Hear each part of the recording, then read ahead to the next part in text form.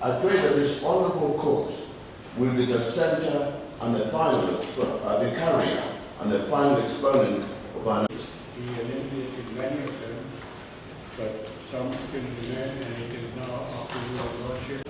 Whose central duty and responsibility will be to reclaim and to do so courageously, with dogged commitment to principle and a determined direction towards justice, more justice, and to ensure compliance. They are normally backed up by a system of courts and the police.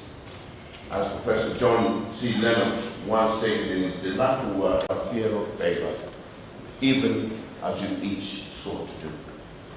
For as the holy text,